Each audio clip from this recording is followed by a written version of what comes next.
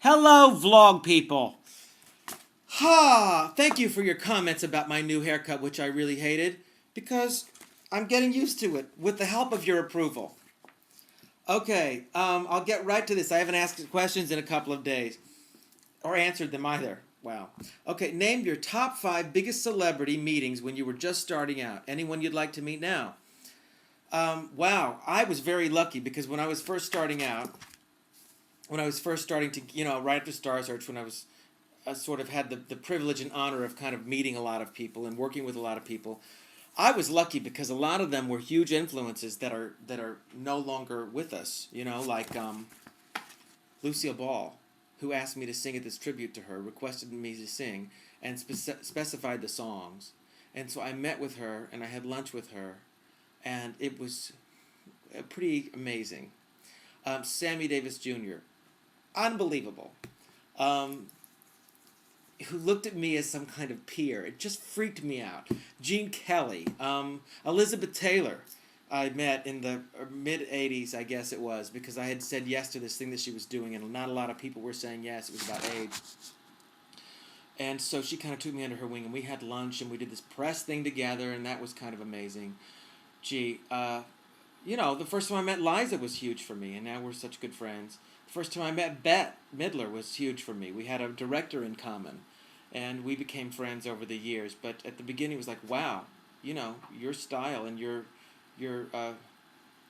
perspective and the way you create structure with our friend Jerry was a huge influence on me.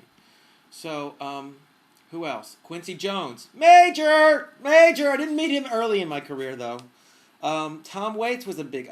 These names are flying through. You notice they're not with the contemporaries. I met the Madonnas. I met all those people, and got to work with them on different things. But it was the people who'd really been around. Tony Bennett, huge for me. Frank Sinatra, ginormous.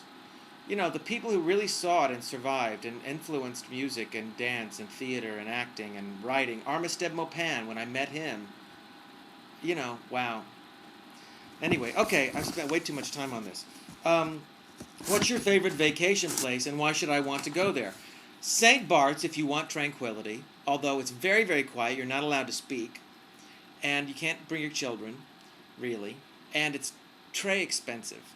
Like, lunch is like $300. It's stupid, but beautiful and very tranquil. If you want, we went to Venice a couple of months ago, which I loved. It was just like you couldn't believe it was true. It was a wonderland.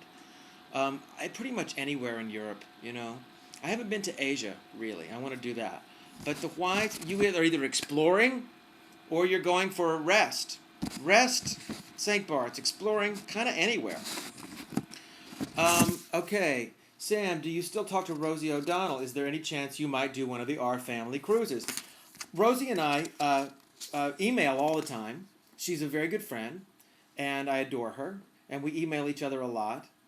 And if you've ever seen her blogs, she emails the same way she blogs. She writes in kind of a weird haiku. It's always these little, no capitals, little sentences. It's very peculiar. I'm like, why are you writing in haiku? Anyway, yes, we're good friends. And I would love to do the Our Family cruises. I have not done one, and she asked me about it in passing, but when she asks for real, I'll absolutely do it. Okay, did you ever have a starving artist period when you didn't know where your next meal was coming from? No. There were certainly periods of starving, and but I guess at that time I was too young to take it seriously. I probably thought it was romantic on some level, but I don't think fear, if you're talking about looking for an optimistic approach, does not necessarily come with just starving. I think that can come at any point. That can come when you think you're established or you have money.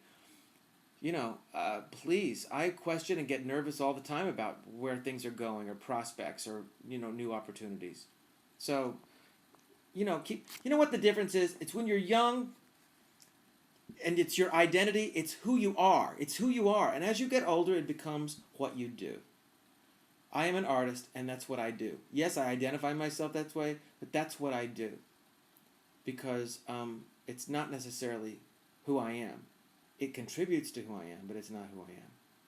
So that's what you have to remember when you're getting a little down on yourself. It's not you, it's what you do. Sam, my partner and I have been together for 13 years, and my uncle and his partner have been together for 50.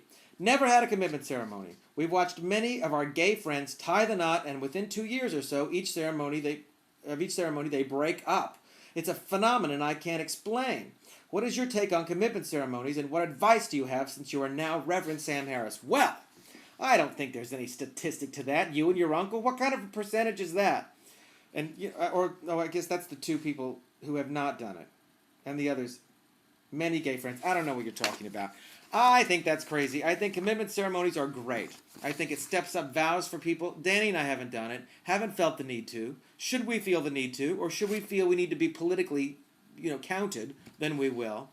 But the commitment, it comes from inside. You can be legalized by a state, you can be consecrated by a church, you can be all those things, gay or straight. But ultimately, it is up to the couple whether their relationship is real or not.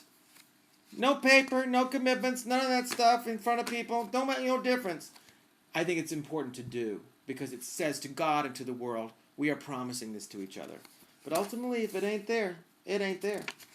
So maybe they were doing it because they thought it would help their relationship. Have you ever thought of that? I don't know. Okay, I start school tomorrow, and I'm a little bit nervous but excited. Do you have any tips on studying or memorizing? Well, the way I memorize is by making it make sense to me. When a script is well written, it makes sense to me, and so it's easier to memorize. When a script is not well written, it's hard for me to memorize. The way I do it logistically is like I take paper and I'll memorize it, and then I go down and sort of say it, and then let's see if I was right. Get people to cue me. If it's something that doesn't make sense, like if you're having to memorize equations or something and it's by rote, find things to associate with. Listen, why am I telling you this? You could probably tell me more about this. Okay, as usual, there's just barely any time left. Do you have a favorite color? Blue, mostly. Okay, that was a fast one. Okay, I'm going to skip some. Okay, I have very little time left. Have you thought of having, I wonder if you've ever thought of having children. Every day of my life. Every day of my life. Hey, Sam, what would you do if you could not pull out a note? I'm assuming you mean from my throat. I'm assuming you mean sing. If I couldn't sing, then I would write. I would act without singing. I would do comedy. I would paint. I would cook. I find that people who are creative are creative in many ways, not just one. People who can do one thing well and creatively, and they approach themselves in their craft, that can apply it to something else. So I think that would, but if I wasn't doing anything creative at all in that way, I think, if I hadn't been in show business, which I can't even imagine because I don't know what else I'd do, but I think I would have been a psychology major in school maybe.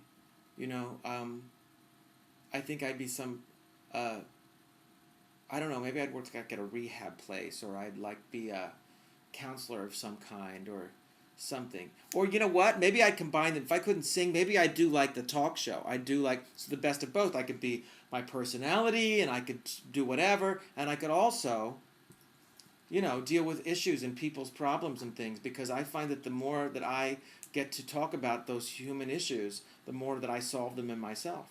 So that's interesting. If I couldn't sing, oh my God, well, there'd be so many other things to explore. Anyway, I've not done some of the questions. I'll get to the rest of them. I hope you guys are all having a great day. There was not a lot of philosophy here today, was there? It was just kind of point blank. All right, maybe there'll be more philosophy tomorrow. In the meantime, have a great, great day and do something wonderful for somebody. Peace to you. Bye.